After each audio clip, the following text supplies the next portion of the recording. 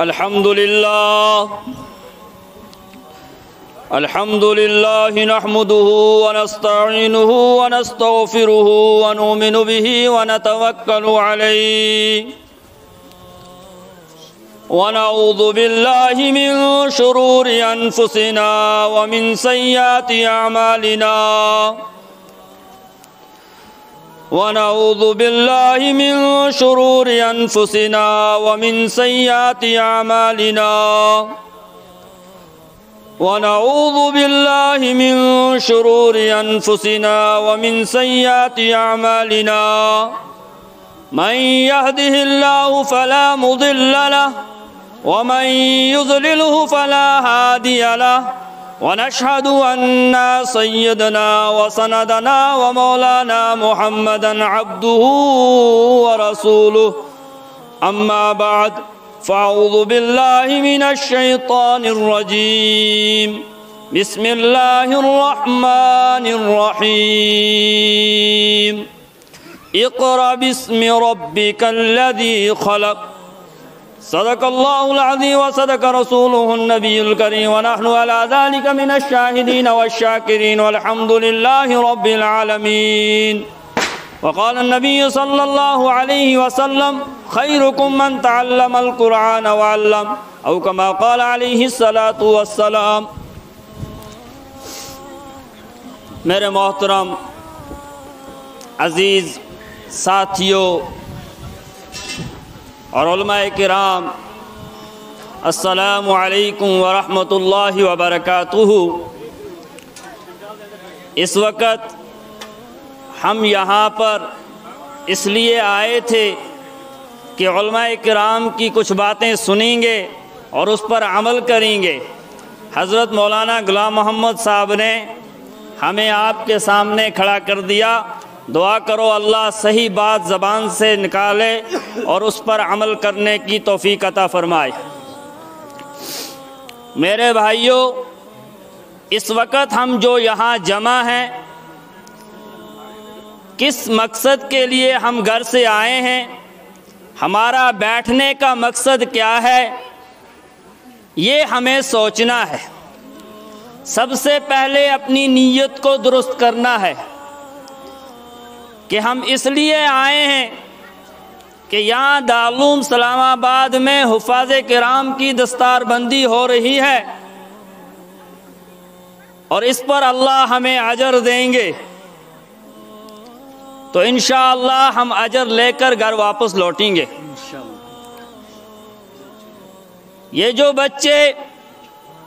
دین کا علم پڑھ رہے ہیں،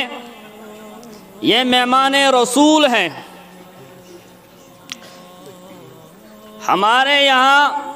پڑوس میں ایک بہت بڑے عالم گزرے ہیں، حضرت مفتی زرولی خان صاحب۔ انہوں نے ایک واقعہ لکھا تھا، مجھے غالباً وہ یاد آ گیا کہ ایک دفعہ ایک طالب علم کو انہوں نے تھپڑ مارا اس کی غلطی پر،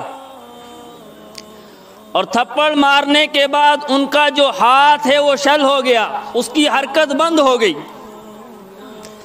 اب جب وہ ڈاکٹر کے پاس گیا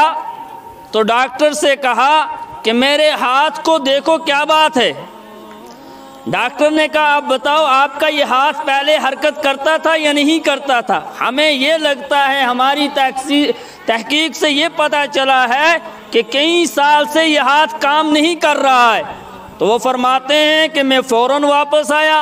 اور اس طالب علم کو میں نے بلایا جس طالب علم کو میں نے مارا تھا، اور میں نے اس سے کہا کہ آپ مجھے معاف کر دیں، میں نے آپ کی غلطی پر تھوڑا زیادہ بدلہ دے دیا ہے۔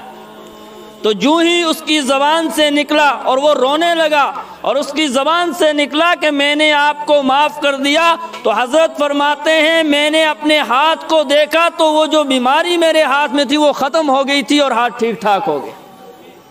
تو یہ طالب علم جو ہیں یہ اللہ کے مہمان ہیں، یہ کلام الہی پڑھ رہے ہیں، یہ جناب محمد رسول صلی اللہ علیہ وسلم کا دین اپنی زندگی میں لا رہے ہیں۔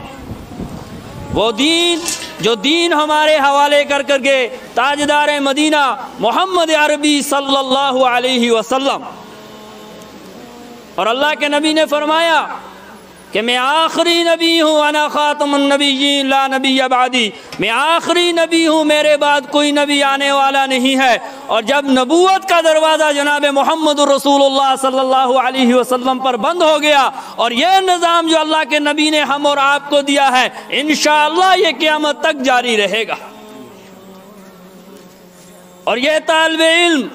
جن کی آج دستار بندی ہو رہی ہے، ان کے متعلق فرمایا جناب محمد رسول اللہ صلی اللہ علیہ وسلم نے، ایک زمانہ آئے گا میرا یہ دین کچے اور پکے گھر میں داخل ہو کر رہے گا، اور ان پہاڑیوں پر جب انسان پہنچتا ہے، جب ان پہاڑیوں کے اوپر دیکھتا ہے کسی حافظ قرآن کی دستار بندی کو، تو دل خوش ہوتا ہے کہ اللہ کے نبی نے آج سے پہلے 1400 سال پہلے جناب محمد رسول اللہ صلی اللہ علیہ وسلم نے جو بات فرمائی تھی وہ بات آج ہمیں سامنے آ رہی ہے۔ اس پر خوش ہونا چاہیے،